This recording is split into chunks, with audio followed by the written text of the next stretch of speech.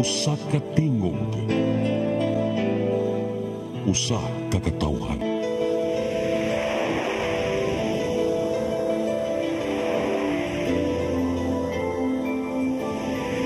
Cebu Catholic Television Network.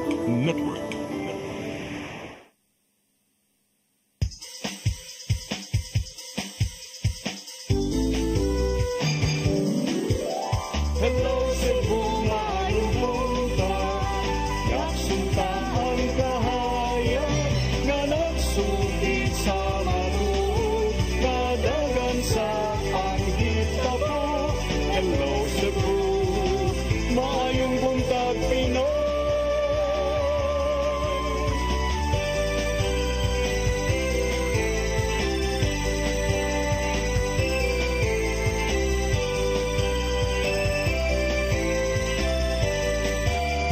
Ang kaputulungan sa mga katawhan. Hello Cebu, hello Cebu, maayong buntag Pinoy, maayong buntag Pinoy, maayong buntag Pinoy. Hello Cebu, maayong buntag Pinoy. Adlaw karong Martes, pizza 29 sa buwan sa Oktubre 2024. Sangan sa akong partner nga si Attorney John Destacamento nga makauban nato karong taud-taud.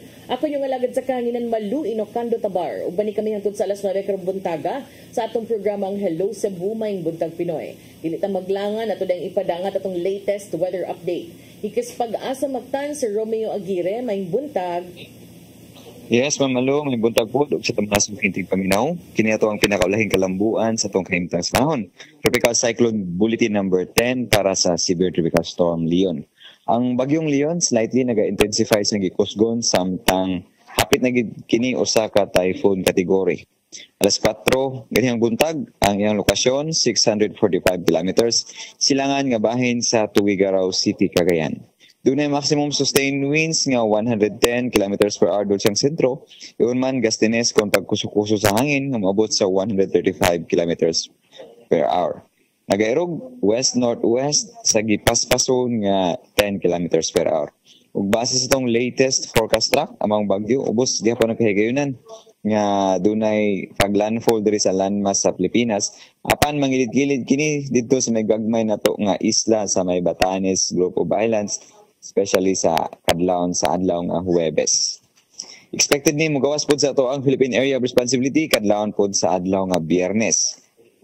Sa ato ang latest nga intensity outlook, posible nga dunay gid tay pagkusog sa tong hangin diri sa may Visayas area, particularly sa may Western Visayas, adlaw nga Miyerkules ug Huwebes. Hinuon diri sa Central ug Eastern Visayas, ubos ang kahigayunan nga dunay tay gale warning nga mapaisa tungod kay minimal ra ang iyang effect diri sa tuang kadagatan. Apan ato gyapon pamangno sa tumakig igsunan, maga-monitor ta sa development meaning weather disturbance or bagyo kay posibleng dunay pay changes labi na sa iyang intensity unya. Kung katong manguli sa tong mga tagsa-tagsa ka probinsya para sa undas, posible gid nga dunay mga pag-usab sa mga plano pohon kung dunay gyud changes sa tong track o posibleng dunay mabalagid mga biyaheng pandagat. But for now, maayo ra ang atong prognosis ug nakita nato nga less gyud ang effect niya diri sa kadagatan sa Kabisayaan.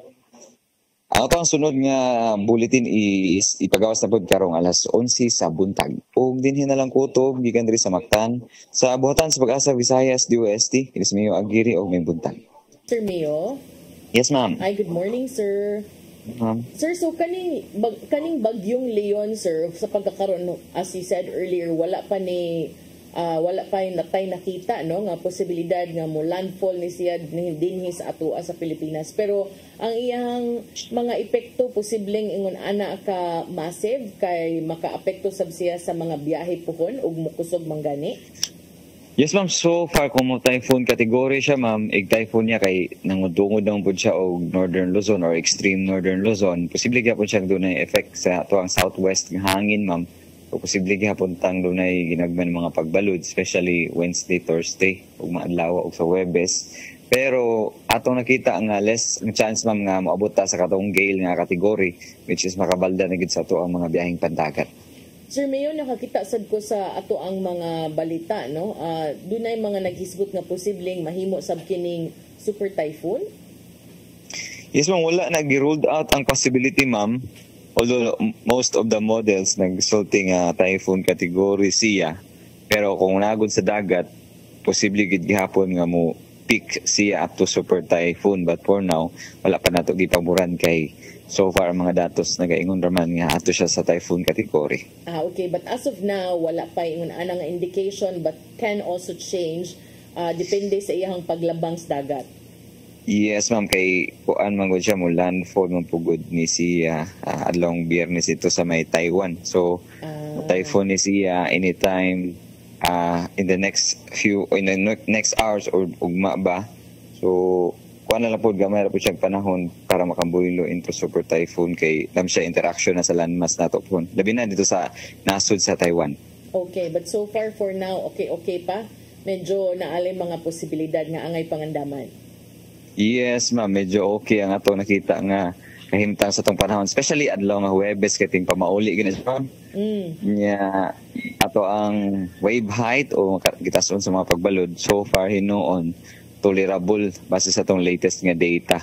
Moderate. So nasa up to 2.5 meters.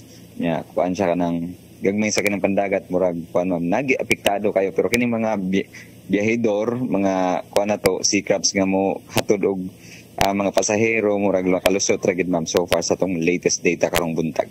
May sad untag magpadayon ang ingon ani nga kuan aron sad makauli ang uban. Mao gid ma'am. I hope na gid po. Thank you Sir Mio. Good morning.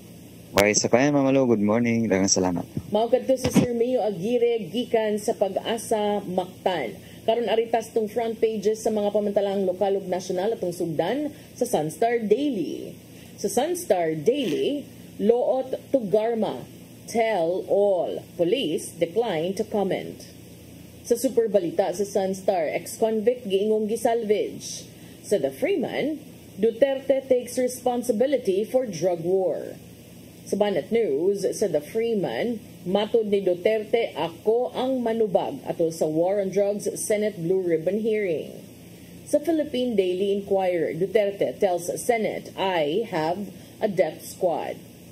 Sa Philippine Star, Duterte admits death squad. Sa Manila Bulletin, I take full responsibility for drug war, says Duterte. Ug sa Tempo, I did it for my country. Ex-President Duterte defends drug war. Mao katong front pages sa mga pamantalaang lokal ug nasyonal. Sa among pagbalik amo ipadangat kaninyo mga balita nga nahipos ng kaubanan sa CCTN News and Public Affairs team. Please stand by. Hello Cebu, maayong buntag Pinoy, maayong buntag Pinoy, maayong buntag Pinoy. Discover the beauty of the Philippines.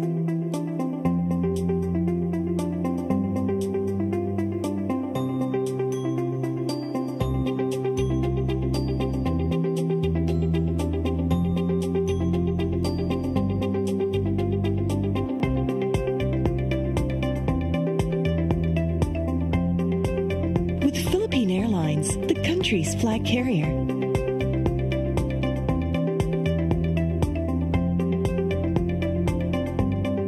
The airline that lets you feel the warmth of the nation.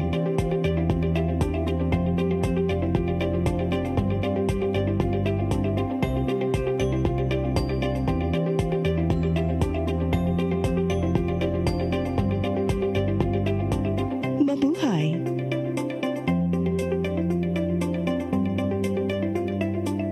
Your path to a new start. Nutrition, Exercise and elimination, water, sunlight, temperance, air, rest and recreation. and most of all, Trust in God. Learn from our doctors. Be blessed by the testimonies of our overcomer. Ang inyong programa, Alam sa may sakit, walay sakit, ug dili ganahan magkasakit. Ozone Med Wellness Clinic New Start. Napapanood every Saturday 8 to 9 a.m. Og ang replay airing matag Miyerkules 1:00 hangtod 2:00 sa hapon. dinhi lang sa CCTN Channel 47. New Start, OzonMed Health and Wellness Talk. Hello Cebu, hello Cebu, maayong buntag Pinoy, maayong buntag Pinoy, maayong buntag Pinoy. Balik sa Hello Cebu, Maayong Buntag Pinoy. Good morning, attorney. Maayong buntag partner mo pareha na sa tagisulom color coding na sa Oo, day no, wala tuyo agad. Sigwa sa taylaing color nani ray. paspas kayo mang laba to ang mga labandera sa balay. Diba? Bitaw ay Maayong Buntag, attorney. Unya ari sa tong mga balita. Bitaw na shock sad ko sa atong caller. Akto na, great minds think alike, magkuno, butang pa lang. Ari sa atong mga balita. Nagunas to mga balita karong buntag dulan sa 1,000 ka mga pulis ug force multipliers. Gisugda na pagpakatap sa mga menteryo sa dakbayan sa Sugbo ug sa vital installations. Kini alang sa pagpatuman sa hugot nga seguridad sa adlaw sa mga Santos ug mga kalag karong Nobyembre 1 ug 2 ning tuiga. Ang kasayuran ihatod ni Arnold Bustamante. Sugod karong adlaw ipakatam na sa kapulisan sa Dakbayan Sugbo ang dulan o sa kalibo ka mga pulis o mga force multiplier sa mga sementeryo alang sa pagpangandam sa hugot nga seguridad sa nagsingabot nga adlaw sa mga Santos ug kalag sa Nobyembre 1 ug 2 kini naglangkob sa dulan o patkatos ka mga sakop sa Cebu State Police Office, Maritime Police, sundalo, personnel sa Road Management Authority kon RMA, Barangay Tanod, Bureau of Fire ug ang kapin sa 300 kasakop sa Cebu City Disaster Risk Reduction and Management Office sa kagaman sa Dakbayan Sugbo. Mato ni Police Colonel Antonieto Cañete ang sa kapulisan sa Dakbayan Sugbo, maabot sa 23 ka mga sementeryo sa syudad ang ilang angayan nga hatagan sa hugot nga seguridad ug tulo ka vital installation.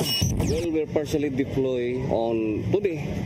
Starting today as soon as possible, we will deploy and secure the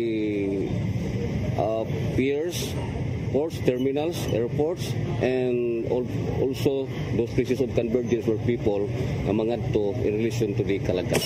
Kanyete nga sa Nobyembre 1 ug 2 maabot sa 2,400 ka mga security personnel ang makita sa nakadiyang samang sanglit ilang napanglantawan nga mudag sa mga sugbuanon ning maong nga panahon ilibina sa mga dagkong sementeryo sama silang nasabutan sa mga nangaging command conference uban sa mga department heads sa kagamanan sa syudad sa Sugbo ug representante kan sa simbahan hugot nila nga gidili ang pagpasulod sa mga mahait nga hinigiban ilimnon nga makahubog ug ang sound system lakip silang ipatuman ang ipagawas unya nga executive order ni Cebu City Mayor Raymond Garcia nga kutob lang sa alas 10 gabi ang pagpasulod sa mga tao ug wala nay tugutan nga mag-vigil sa sulod sa sementeryo.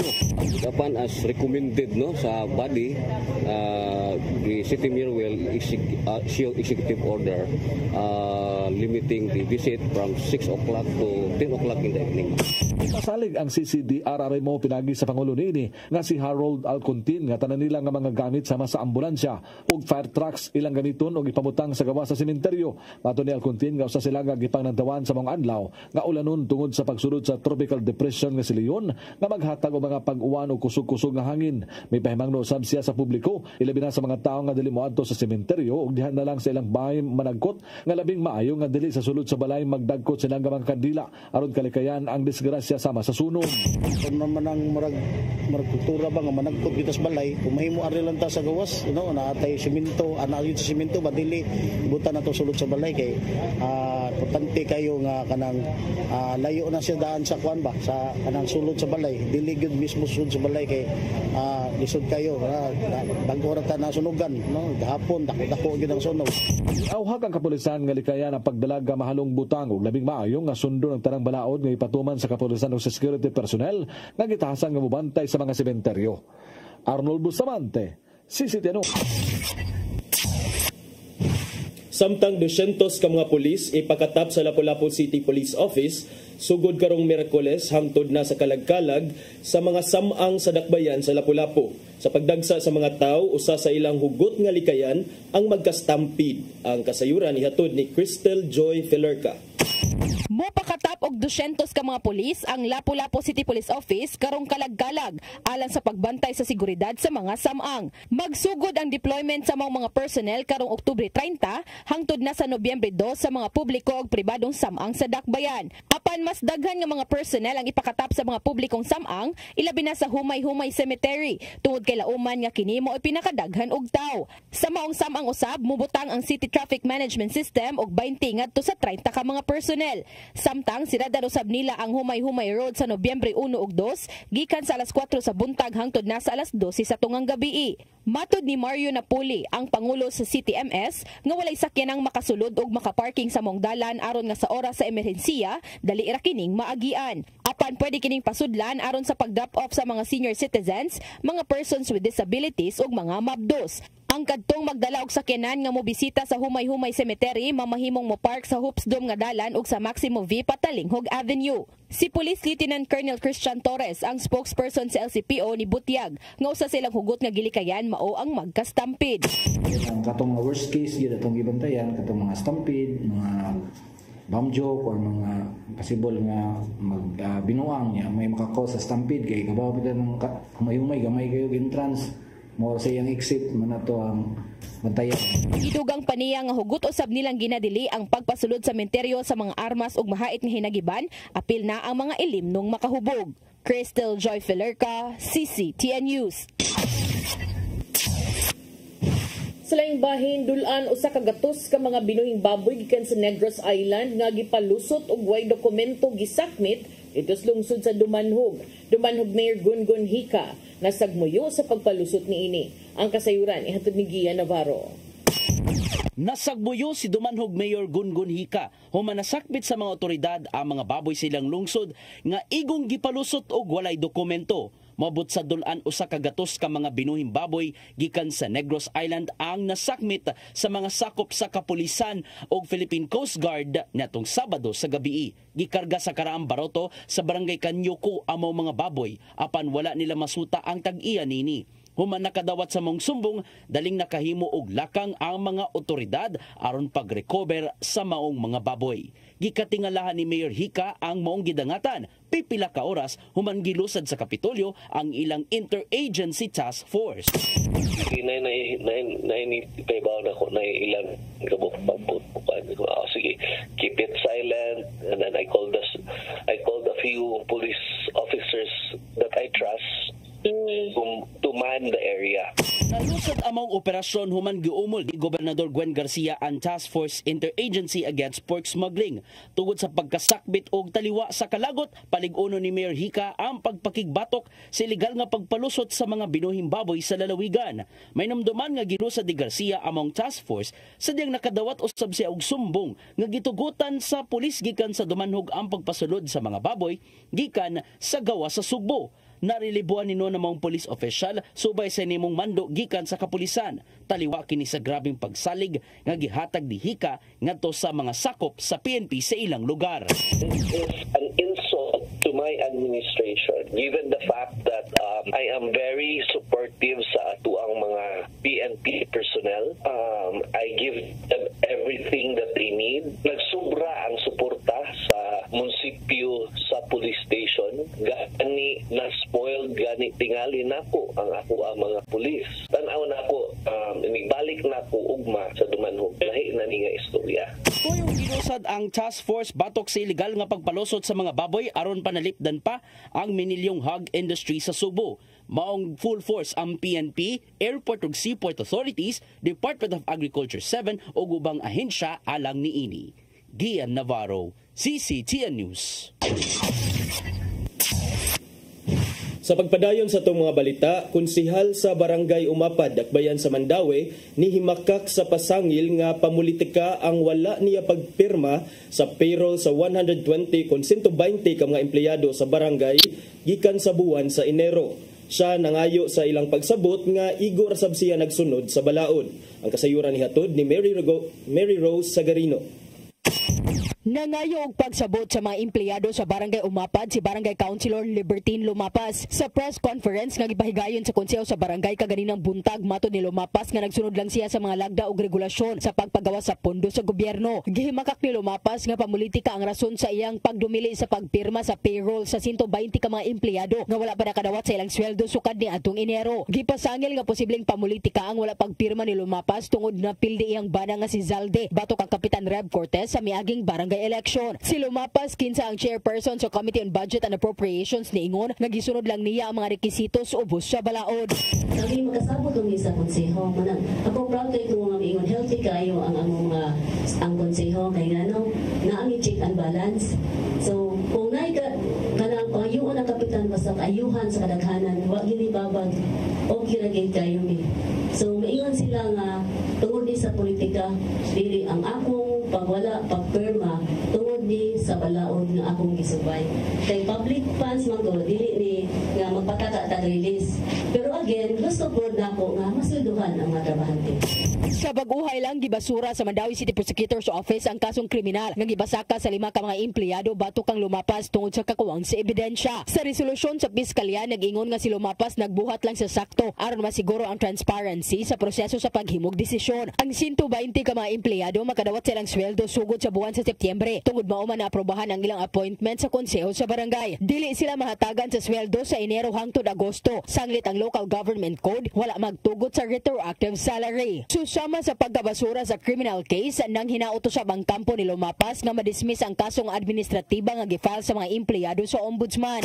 Alright, technically lahig man kunta ang criminal no ang administrative. But yes, among iside sa position paper nga there is a criminal aspect. Nakita gyud sa atong prosecutor's office nga si Konsehal Libertine igo lang gyud nga nagsunod kung unsa man ang mando sa balaod. So she was just performing her job in good faith. Ang kaso gi-refer sa ombudsman sa Konseho sa Dakbayan sa Mandawi. Mary Rose Shagarino, CCTN News. Sa atong katapusang balita, tulo ka mga sakop sa Lapu-Lapu City Police Office nga giingong ni Dagmal sa usa ka criminology student gipasakaan og kasong administratiba. Ang mga personnel magpabilin sa holding unit sa LCPO hangtod mahuman ang ilang kaso. Ang kasayuran ihatod ni Crystal Joy Felerca. Nipasaka na og kasong administratiba batok sa tulo ka mga personnel sa Lapu-Lapu City Police Office ang pamilya sa criminology student ngadto sa City Internal Affairs Service ni adtong Oktubre 16. Ang maong 20 anyos nga lalaki giingong gidagmalan sa duha ka mga pulis sa Station 4 ni adto Oktubre 4 sa gabii ato sa ilang pagpablatter human nga may nangawala nga gamit sa balay nga gibantayan niini. Apan si Police Lieutenant Colonel Christian Torres ang spokesperson sa LCPO ni Butyag nga ang gipasakan og kaso mao ang duha ka intel operatiba og gilakip na usab ang investigador nga naka-duty sa maong higayuna. Sigun pa ni Lieutenant Colonel Torres nga karong didto ni duso og kaso ang pamilya sa Siyas ug mga pulis ang nalambigit. Mapasalig niyang patas nga investigasyon ang mahitabo. For sure wala ginay whitewash ng mahitabo kay separate man na sila nga investigating body then makaisuta nga patas din na ang iyang pagkuan sa due process. Sa pagkakaron, wala pa'y nadawat nga kopya ang tulo ka mga personnel sa kasong gipasaka bato kanila. Hangtod nga dili pa mahuman ang kaso, magpabilin sila sa holding unit sa LCPO. Samtang ang laing tulo nga girelibuhan nga walay labot sa kaso, nga mao ang hepe, Chief Clerk og Desk Officer, naghuwat na lang sa investigation report nga makleared aron makabalik na sila sa ilang trabaho. Apan gidugang ni Lieutenant Colonel Torres nga posibleng dili na sila ibalik sa Station 4 apan tun-an pa kini sa placement committee kung asa sila ibutang. So, paano lang yun nga mawagtang tong doubt, basig dili na may dagang unit pwede siya kasayin. Crystal Joy Felerca, CCTN News.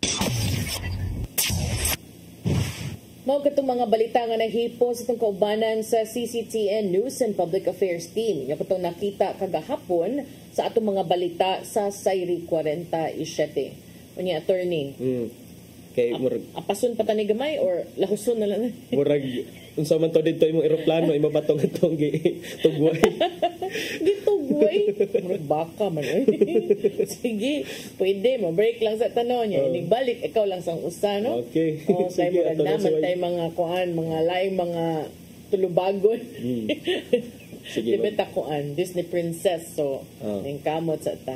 Kaya ra ka ng attorney. Explain dyan diha sa Tabangi mga lang din viewers ninyo, kay mangita na sila sa imong mga panahon nga kuan kaayo. Mas importante ang mga panahon sa mga abogado ron, kahit yan ang mga rule of law, kanus-an na i-cite i-content, kanang pagpamalikas worth ba na nga, is it enough to cite a person? Gahapon, wala ra bagi content. Wala bagi content mo, lagi yung tanak kong pangutana. So mo na yung mga assignment ay balik.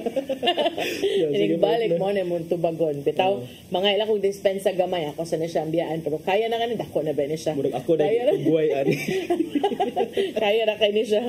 Mubalik merong taod-taod after this break, balik na mo si attorney lang sa inyong kuyog. Please stand by. Hello Cebu, maayong buntag Pinoy, maayong buntag Pinoy, maayong buntag Pinoy. Discover the beauty of the Philippines.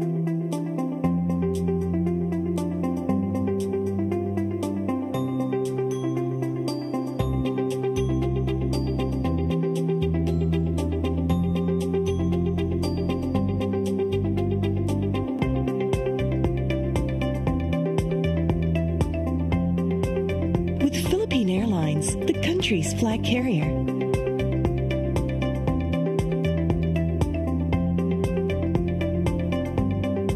The airline that lets you feel the warmth of the nation.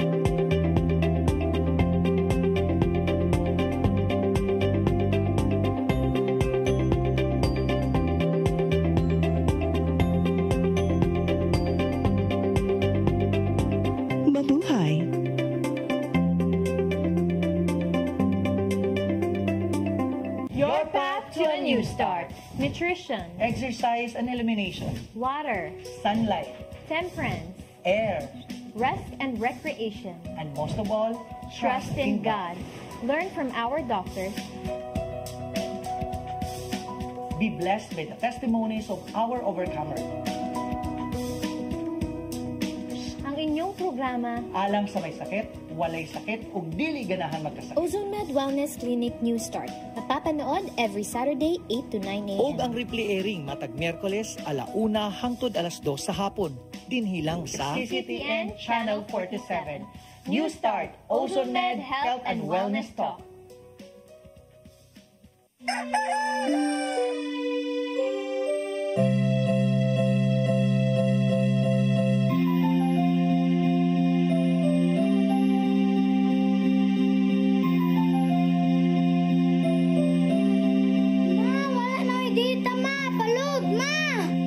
Sorry ma'am, na-late ko. Nangita ko mong para internet sa kong anak ma'am. Ay wala na yung problema. Pag sinisibo. Sinisibo, sinisibo. For your internet connection. And for the signal of your cable TV.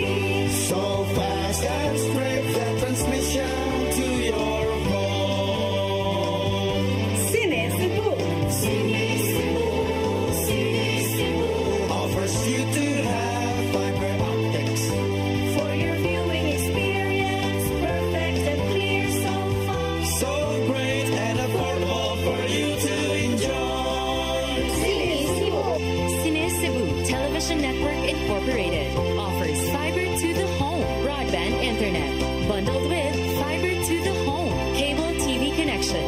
Sinisibo Television Network Incorporated with its operation in Metro Cebu and the whole province of Cebu soon. And affordable for you to enjoy. Sinisibo. Hello Cebu. Hello Cebu. Maayong buntag Pinoy. Maayong buntag Pinoy. Maayong buntag Pinoy. Balik ta sa Hello Cebu, maing buntag Pinoy. Nya sama sa giingon ni partner Malu kaganina, kita rin mag-uban sa atong pag-hisgot-hisgot kay doon na siya apason nga flight karon no. So ako gustong hisgutan karong buntaga mga kahigalaan kaning katong nahitabo kagahapon sa Senate Blue Ribbon Committee kabahin sa drug war. Diin for the first time in his capacity as a private citizen kagahapon si former President Rodrigo Duterte mi hatag sa iyang testimonya, sa iyang mga panahom, sa iyang mga opinion kabahin sa drug war sa iyang administrasyon kaniadtong 2016 hangtod 2022. Nya tulo ka puntos ang akong gusto nga tukion karon nga ni strikes ako kagahapon. Kay matod niya, number 1, mi-admit siya nga duna siya'y giumol, duna siya'y kaugalingon nga death squad kuno. Ambot lang unsa iyang pasabot aning death squad, pero siya mi pasabot nga ang death squad niya is just a loose term. Dili ko ni pasabot, dili ko nato na sabton literally nga death squad yun siya. But maingon siya nonetheless nga duna siya death squad didto sa Davao. Nya ikaduha, maingon sad siya nga kung unsa may for all its successes and its failures kuno, I take full responsibility sa drug war. So gusto sa presidente nga iyang ipasabot nga ayaw mo pang pamasol og laing tao kay ako atong desisyon tanan. Unya lastly, ang ingon niya nga I had to do what I needed to do and I did it for my country. So mao na ang iyahang defense ngano kunong iyang gibuhat ang drug war kay mao lagi matud pa niya nga kuan kuno to siya kining matud niya nga mao to ang iyahang rason, mao to ang iyahang way nga para madipensaan ang mga inosente o katong mga uban nga mga biktima sa mga krimen nga ang kasagarang rason kana rasang pagkaulipon sa ubang tao sa illegal nga drogas. So mao kadto kagahapon ni first public testimony niya as private citizen. Ingon siya nga siya lang mismo ang dunay responsibility for it niya. Matud pang niya nga I did what I had to do in the crackdown where thousands of Filipinos nga ang nakapait magud ani kay ambot kung ma-justify ba ni President Duterte nga kining ang drug war, knowing nga dili lang mga suspected drug personalities ang mga nangamatay, but naasay uban nga mga nangamatay nga mga inosente sama natong diri sa Cebu, katong sa case ni katong lalaki, katong bata nga si Bladen Skylar ba to? Bladen Skylar katong naigo sa kuan ba? Ligaw nga bala during a buy-bust operation nga gipahigayon, I believe dito to sa Mambaling or sa Ermita area sometime in 2018. So naay mga uban nga mga nangamatay nga inosente. So I don't know if that can also be justified by the conduct of drug war. Pero matod pa ni Duterte nga he actually ran his own anti-narcotics nga death squad when he served as mayor of Davao City. Iya gyud ni siyang iya gyud ning iya gyud ning gi-admit, yang giangkon. But matod niya nga ayaw ninyo question na ako mga polisiya because ako, I offer no apologies, I offer no excuses. Matod ni Duterte sa mga senador nga nag-imbestigar niya kagahapon niya, simple raman ang dating ni Tatay Digong yesterday, nagputi siya og puti nga barong niya kining murag game man kay siyang nitubag sa mga question sa mga senador niya. Napagaytoy at some point nga nag-crack og joke si Senator Jinggoy Estrada nga Mr. President, ganon dili man kamo lingi dito sa imong tuong dapit niya. Murag naadyo kay gi-avoida niya, referring to former Senator Leila de Lima niya. Dayon mo to nga gi-call out si Senator Jinggoy ni Senator Risa Ontiveros, ingon siya nga this is not a laughing matter, pero matod pa ni Senator Jinggoy nga he was just trying to lighten up the mood kay murag tensionado naman kay kagahapon. So mao to siya nga murag ubay-ubay unya dayon. Ang akong napanglantawan ani mura naman hinuon og medyo nabali ang narrative, mura bitaw ni ang sentimiento sa mga katawhan, kung akong basihan ang pulso sa mga netizens diha sa social media, mura man og kining most of them kay very supportive sa mga gipangsulti sa testimonya ni Tatay Digong. In fact, na ako'y uban nga mga Facebook friends atong makita nga ingon sila nga murag ang salida ko, no, quote unquote, ang salida ni Senator Risa Ontiveros, murag na pakgang ko, no, kay murag applyan man sila og binugoy ni Presidente Duterte, former President Duterte. So atong makita nga murag lingaw kagahapon ang Senate Blue Ribbon Committee meeting kabahin sa drug war. Nya napa at some point inana pa si Tatay Digong nga tanawa, tingnan nyo yan, yung isa sa inyo, referring to Senator Bato de la Rosa kuno, nga matod ni Tatay Digong si Senator Bato de la Rosa kay appeal kuno siya sa iyang death squad. Wala ni niya gi-explain kung unsa lagi ang pagpasabot sa death squad, pero wala siya murag ambot na unsa kahay gibati ato ni gibati ni Senator Bato pag mention na siyang name kagahapon, wa baka to na uknol nga ayay murag gidawit na koda.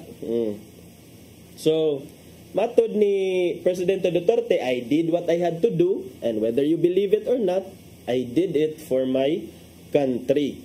The war on illegal drugs is not about killing people, it's about protecting the innocent and the defenseless. So kung kini lang atong basihan niya nga statement ang iyang goal para sa pag-umol o pag-implement atong drug war ubos sa iyang administrasyon, makaingon ta nga nindot noble o nindot ang mga objectives o ang mga goals sa iyahang drug war, kay liman ka anang protecting the innocent and the defenseless. Kay kinsa man tang gusto nga maglakaw-lakaw di sa danya all of a sudden, labnihon ang imuhang bag, labnihon imong pitaka.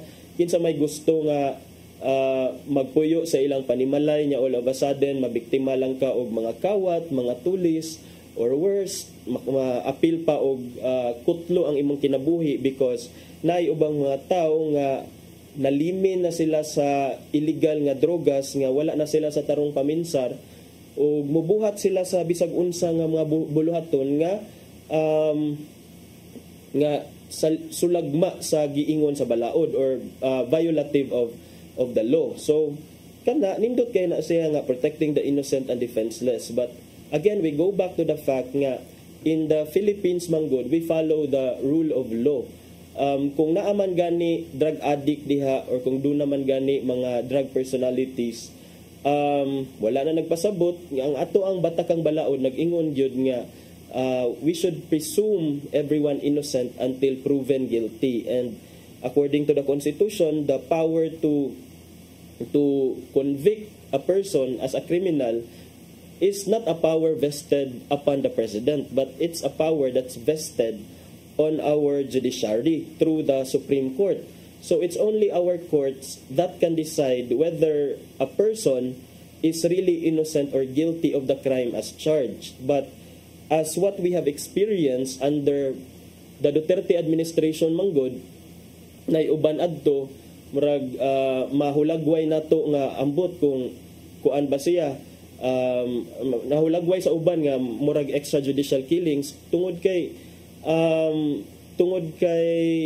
wala man miagi o walay kaso mga na-file, walay kaso nga naabot sa korte, unya gikutlo man ang kinabuhi aning mga drug personalities. I'm not saying again, I'm not trying to defend anyone, but ako lang gisulti ang facts nga ang uban ni-describe ato mga panghitabo nga extrajudicial killings kay wala man jud siya niagi sa mga legal tarong o legal process nga when in fact from 2016 to 2022 functioning man ang ato ang mga korte, wala man unta na nanirado atong mga korte. So kana ang ato ang gusto sad ipasabot sa mga tao nga suportado sa ning drug war.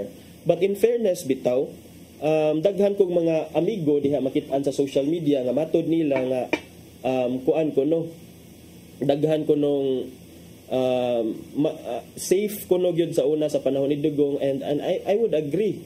Even here in Cebu, murag wala man siguro yung nagpasamang-samang nga mga tulisan kay kaybaw man sila nga they were being monitored and the police were always on their toes, on their watch sa mga criminalities, because that was the one of the campaign promises ni Presidente Rodrigo Duterte, ang to eliminate criminality, to mitigate if not to completely eliminate criminality in our country, particularly kining mga related to drugs nga mga crime. So muna nagpanagan na sa una ang mga kriminal. So ambot karon marag na mga nag-ingon nga hinay-hinay kuno nga nibalik, but muna nga ingon ni Duterte, kung naamoy reklamo nako, okay, I take full responsibility for it, for all the successes and the failures of the drug war. Blame it on me or attribute it to me, because ako anang bago tanan isip the president, because I only did what I had to do. Kay matod pa ni Duterte nga iyang gi-reiterate nga no quarters given, no quarters asked, adding that he had often urged police officers to shoot criminals to overcome the resistance. So ang iya lang giingon nga wa mo ko nanugo sa mga death squad nako nga mopatay silang tao or mopatay silang inosente. Ang iyang giingon, ang iyang giklaro kagapon nga sige kung kung manlaban sila or kung musuko na sila, uy, ayaw mo paalkansi, uy, kamo na hinuoy mamatay, instead ka ng mga drug personalities ang mamatay. So I have tried to do the best I can to address the problem of illegal drugs firmly and without compromise, matod sa kanhi presidente niya. For all its successes and its shortcomings, I and I alone take full responsibility for everything that they have done pursuant to my orders. And if you think you will be killed, shoot him in the head. Referring to the police officers, if you think nga mamatay mo, shoot him in the head. That would be one less criminal, Duterte said, arguing that such an action was one way to repel the aggression. Nya kagahapon dunay mura grabe ang intense kaayo og mga line of questioning si Senator Ontiveros kang Duterte, no? Moto nga ni at first kay mi-deny si Presidente Digong nga walay death squad, but eventually he admitted to the existence of his own quote-unquote private death squad dito sa Davao, which allegedly carried out extrajudicial killings when he was still the mayor of Davao. Matod sa Presidente nga, I can make the confession now if you want. I'm really doing it, but don't involve the police. Iya gyapon giprotektahan ng mga police. No, gusto gid siya mo take full responsibility sa kung unsa may iyang mga polisiya kaniadto. Matod ni Digong, Tatay Digong, I have a death squad, 7 men, but they're not police. They are gangsters. But wala ni niya panganli kung kinsa ni ang iyahang mga giingon nga membro sa iyang kaugalingon nga death squad. Pero matod sa base atong admission ni Presidente Duterte, kanhi Presidente Duterte, si Senator Risa Hontiveros, miingon siya nga it was a bombshell that should be worth pursuing. So suggesting nga murag gusto ni Senator Risa Hontiveros nga murag palagman pa ang investigasyon kabahin ana.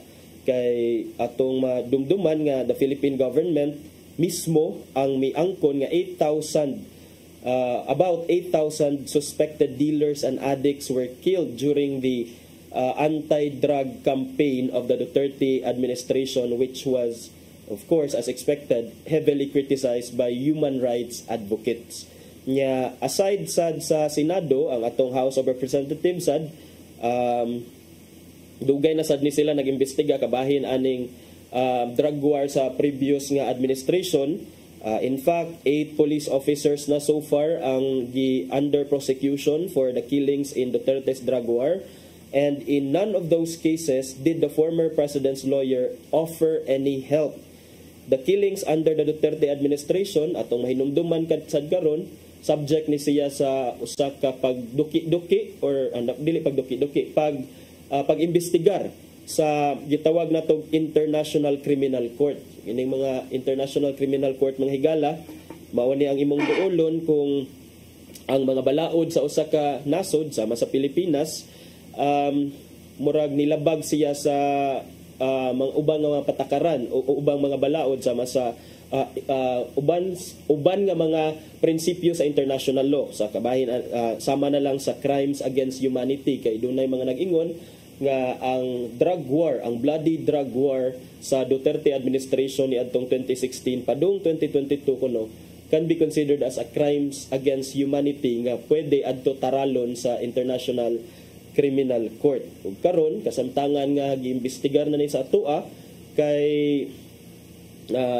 duna naman say mga ni testimony, especially do natoy testimony ni Kerwin Espinosa, dunay testimony ni recently ni Mayor ni Police Colonel Ruina Garma. So ubay-ubay na ang mga testimonya kabahin sa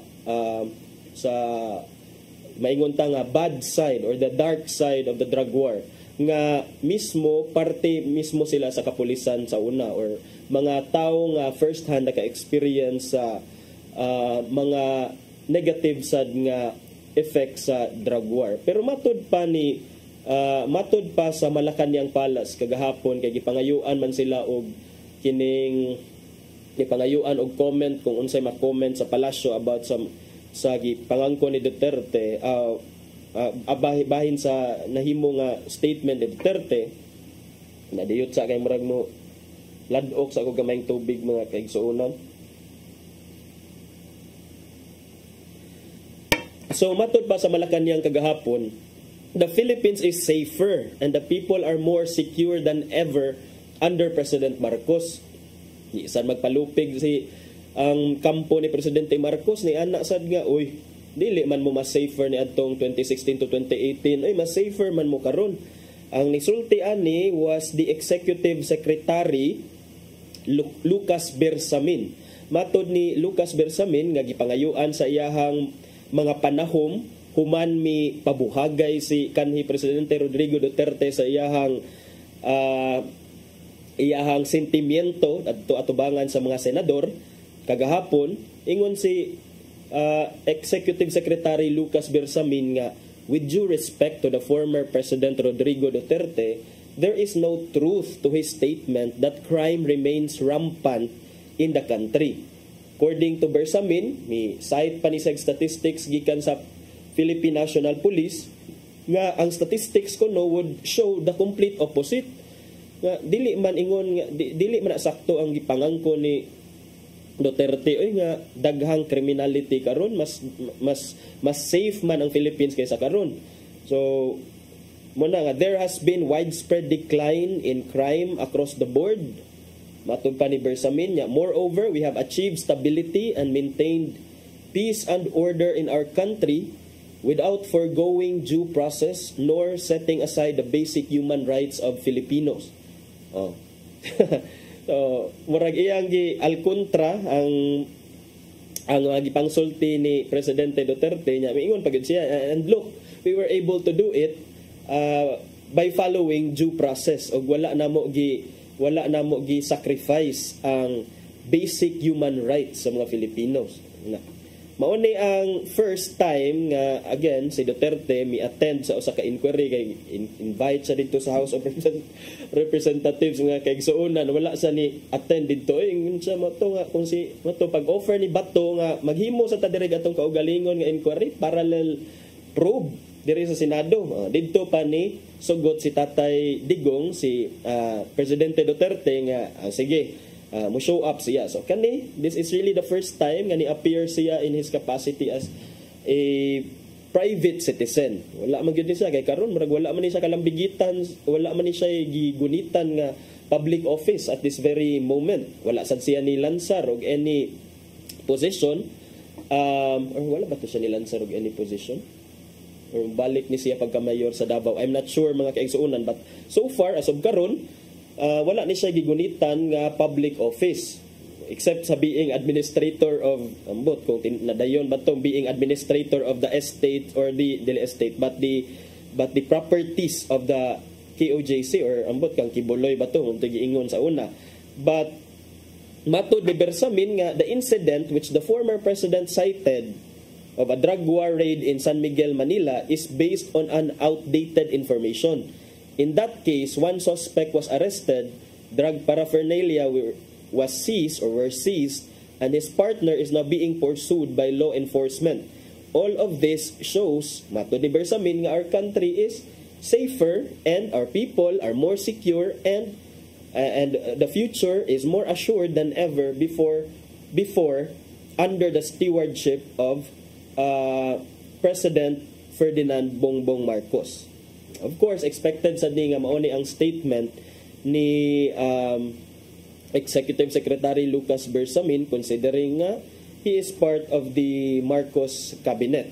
Marcos had said before nga his government would not hand over Duterte to the International Criminal Court, which is investigating the previous administration's alleged atrocities in its war against illegal drugs. Matud pa nga dili manginlabot ang administrasyon ni Bongbong Marcos kabahin aning pag-imbestigar sa ICC sa drug war panahon sa Duterte administration. Kung gusto mo mag-investigate dire, halaari mo, pero dili na mo ni itugyan si Duterte. Kamo na'y bahala ani kung unsaon ninyong pursue ang inyong gusto nga i-pursue.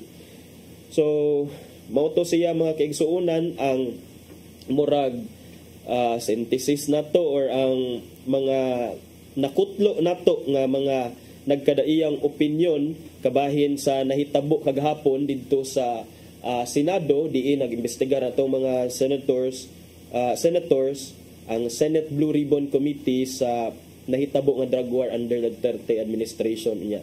Ikuan sad og mga comment or mga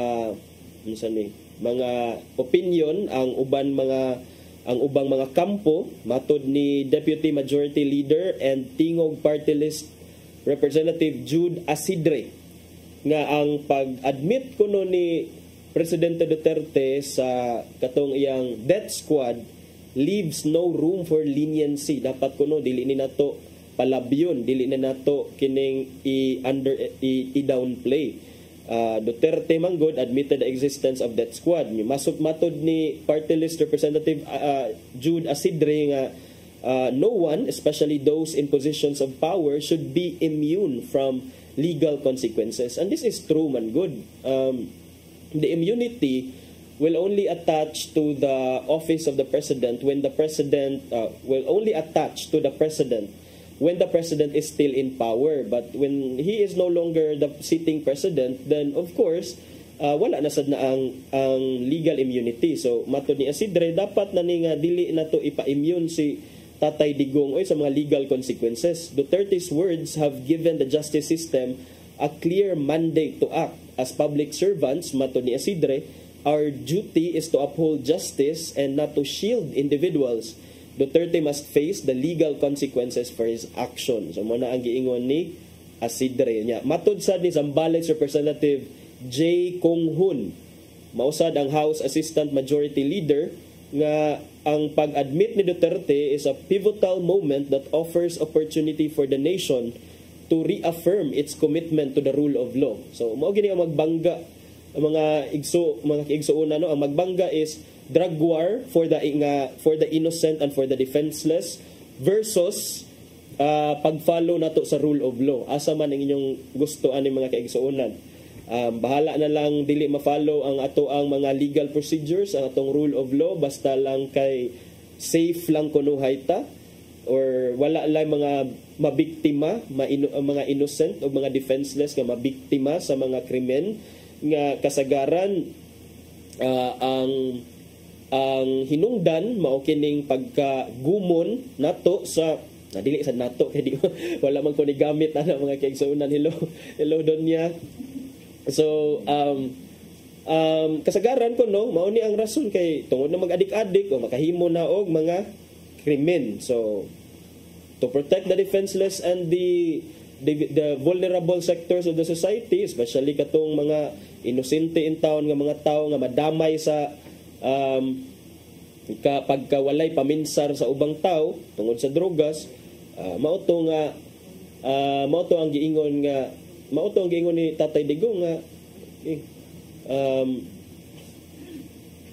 mao to ang yang giingon nga giwarningan niya upon his assumption into office back in 2016. He sternly warned nga pwede sila mamatay because of that. And true enough, doon nagyoy 8,000 ka mga tao nga nangamatay tungod sa drug war under the Duterte administration. Si Cagayan de Oro Representative Lordan Suwan, for her part, iyan ning panawagan sa Department of Justice o sa Office of the Ombudsman nga maghimo silang full investigation. Daghana nag-investigation ani. Murag tanan nag-imbestiga ang ICC dunay investigation, ang lower house dunay investigation sa drug war, ang Senate Blue Ribbon Committee duna. Then karon pa imbestigahan na sa Department of Justice o sa Office of the Ombudsman na.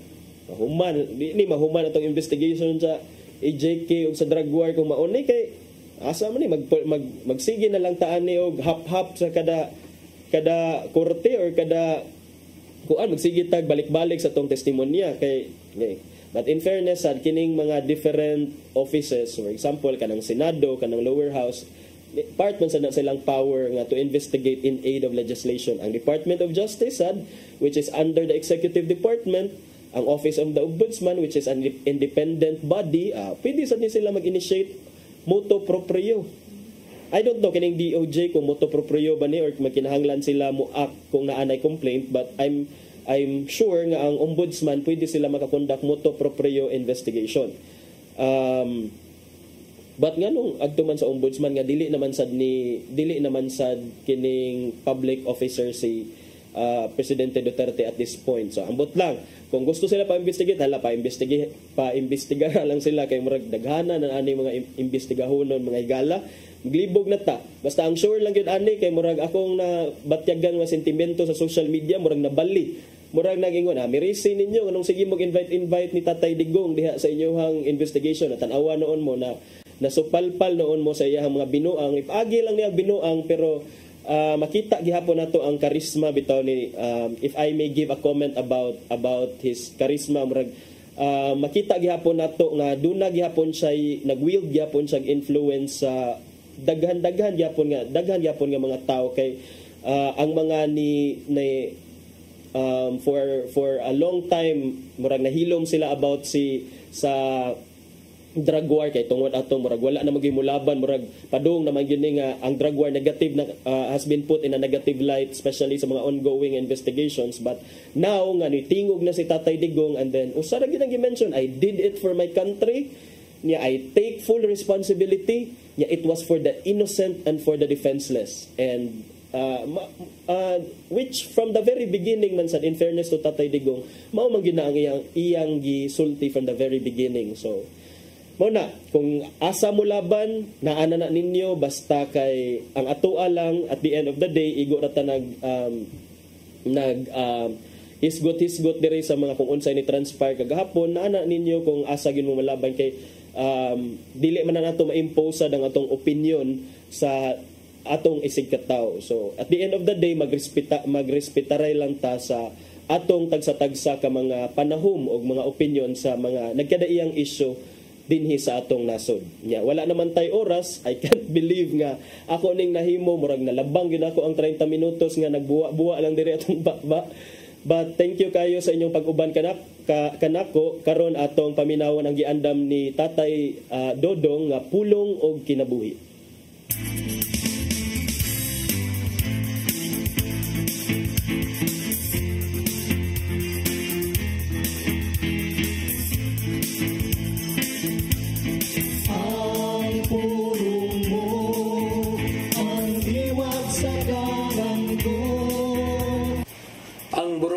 Sa simbahang Katoliko nagpabiling nga ligon o supa sa abortion.